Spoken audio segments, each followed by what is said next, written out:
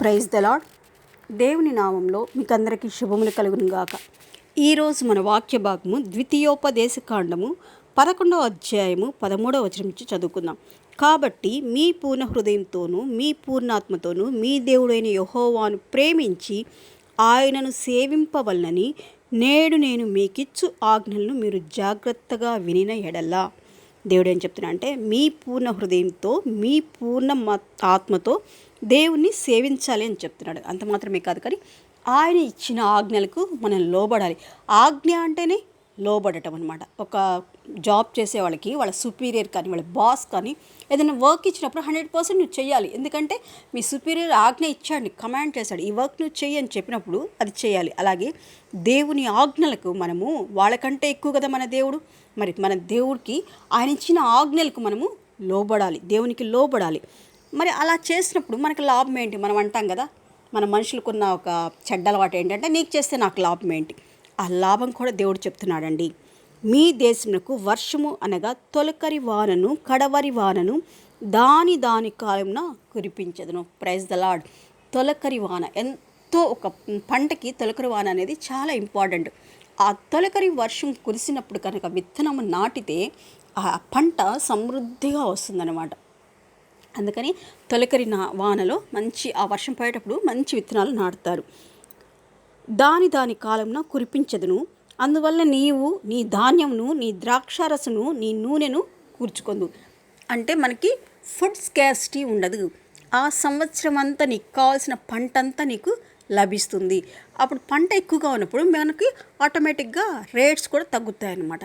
ఎప్పుడు దేవుని నీ పూర్ణ మనసుతోనూ నీ పూర్ణ ఆత్మతోనూ నీవు సేవించిన ఎడల. నేను విమర్శించడం కాదు, కానీ పెద్ద పెద్ద సంఘాల్లో వాక్యము జరుగుతున్నప్పుడు అక్కడ యూత్ బయటకు వెళ్ళిపోతారు కదా. చాలా సంఘాల్లో, పెద్ద సంఘాల్లో యూత్ బయటకు వెళ్ళిపోయి నిలబడి మాట్లాడుకుంటూ ఉంటారు. లేదంటే చిన్న పిల్లలను తండ్రిదండ్రులు ఏం చేస్తారంటే పిల్లల్ని కొనిపించడం కానీ, బయటికి తీసుకెళ్ళటం, వాడికి బెలూన్స్ కొనిపించడం, అవి కొనిపించడం, ఇవి కొనిపించడం, తీసుకురావడం, తిరుగుతూ ఉంటారు. ఇలాగా వాళ్ళు అలా చేసినప్పుడు పక్కన ఉన్న వాళ్ళకి కూడా డిస్టర్బ్ అవుతుంది. అప్పుడు మనం దాని మీద కాన్సన్ట్రేట్, పాష్ గారు చెప్పే దాని మీద మన మైండ్ పోదు, మన చూపు అంతా వాళ్ళ చుట్టూ తిరుగుతుంది. ఆ చిన్న పిల్లలు ఏం చేస్తున్నారో వాళ్ళ ఆట. ఇది కాదు, మనం ఏమనుకుంటామంటే అమ్మయ్య సండే చర్చికి వెళ్ళి వచ్చాము, నా పని అయిపోయింది, నేను దేవుడు చెప్తున్నారు కదా దేవుని ఆలయంలో ఒక దినము గడపడము 1000 దినముల కంటే శ్రేష్టమని నేను వెళ్ళొచ్చాను అనుకుంటాను. కానీ వెళ్ళినప్పుడు నువ్వు కరెక్ట్గా దేవుని వాక్యం వింటున్నావా? నీ పూర్ణ మనసుతో నీ పూర్ణ ఆత్మతో దేవుని సేవించుచున్నావు. అది ముఖ్యం. అది చేసినప్పుడు దేవుడు నీకు ఎలాంటి లోటు లేకుండా చేస్తాడంట. అంత మాత్రమే కాదు, మరియు నీవు తిని తృప్తి పొందినట్లు నీ పశువుల కొరకు నీ చేల యందు గడ్డి మొలిపించును. దేవుడు ఏం చెప్తున్నాడు? నువ్వు తింటమే కాదు, కానీ నీ పశువులకు కూడా నేను సమృద్ధిగా గడ్డి ఇస్తున్నానని చెప్తున్నాడు. అలాగే 22వ వచనం చూసుకున్నట్లయితే, మీరు మీ దేవుడైన యెహోవాను ప్రేమించి ఆయన మార్గములన్నిటిలోనూ నడుచుచు ఆయనను హత్తుకొని మీరు చేయవలన నేను మీకు ఆజ్ఞాపించు ఈ ఆజ్ఞలన్నిటినీ అనుసరించి జాగ్రత్తగా నడుచుకొనవలెను. చెయ్యాలి అంతే. దేవుడు చెప్పిన వాటికి మనం లోబడాలి అంతే. అప్పుడు ఏమవుతుందంటే, అప్పుడు యెహోవా మీ ఎదుట నుండి ఈ సమస్త జనములను వెళ్ళగొట్టును, మీరు మీకంటే బలిష్ఠులైన గొప్ప జనముల దేశమును స్వాధీనపరచుకొందురు. Praise the Lord. ఇప్పుడు ప్రజెంట్ ఏం జరుగుతుంది? ఇజ్రాయెల్కి పాలస్తీనాకి యుద్ధం జరిగినప్పుడు ఈ పాలస్తీనాకి సపోర్ట్ వస్తున్నారు ఎవరెవరు? ఇరాన్ వచ్చింది, అగ్రరాజ్యమైన రష్యా కూడా పాలస్తీనాకి సపోర్ట్గా నిలిచింది. వీళ్ళందరూ కలిసి ఇజ్రాయెల్ మీద దాడి చేస్తున్నారు. దేవుడు ఏం చెప్తున్నాడంటే, ఇవన్నీ అనుసరించి నాకు ఇష్టమైన బిడ్డలుగా ఉన్నప్పుడు ఒక్క రష్యా మాత్రమే కాదు, ప్రపంచమంతా ఏకమైనా కూడా దేవుని జనాంగాన్ని, ఇజ్రాయెల్ కంట్రీని ఎవ్వరు ఏం చేయలేని చెప్తున్నాడు. మీరు మీకంటే బలిష్ఠులైన గొప్ప జనముల దేశం స్వాధీనపరచుకుందరు, మీరు అడుగుపెట్టు ప్రతి స్థలము మీది అగును, ఏ మనుష్యును మీ ఎదుట నిలువడు, తాను మీతో చెప్పినట్లు మీ దేవుడైన యెహోవా మీరు అడుగుపెట్టు దేశమంతటి మీద మీ బెదురు మీ భయము పుట్టించును. ఎవరైనా ఇజ్రాయెల్ కంట్రీ వైపు తలెత్తి చూడడానికి కూడా భయపడతారంట. ఎప్పుడు? దేవుని ఆజ్ఞలకు లోబడి ఉన్నప్పుడు. ఒక్క ఇజ్రాయెల్ కంట్రీ కాదు, దేవుడు ప్రజలందరికీ చెప్తున్నాడు. మనం కూడా చూడండి, మనం ప్రతిరోజు బైబిల్ చదువుతూ దేవుని ధ్యానించుకుంటూ ఆయన చేసిన మేలుకి మనం కృతజ్ఞతాస్తుతులు చెల్లించుచు మనం పని చేసుకున్నప్పుడు, వంట చేసుకుంటున్నప్పుడు కానీ, ఇంట్లో పనులు చేసుకున్నప్పుడు కానీ, బయటకు వెళ్తారులో గుర్తొచ్చినప్పుడు దేవుని సేవిస్తూ మనం ఉన్నప్పుడు దేవుడు మనకి ఏది కావాలంటే మనం అడగకుండానే మనకు అన్నీ ప్రశాంతంగా జరిగిపోతుంటాయి. ఇంట్లో ఎలాంటి డిస్టర్బెన్స్ ఉండదు. మనం ఒకవేళ ఒక 4 or 5 days మనం దేవుడు మర్చిపోయి మన పనిలో మనం పడిపోయి ఉన్నప్పుడు, అప్పుడు చూడండి మనకి ఎక్కడ లేని సమస్యలన్నీ వస్తుంటాయి.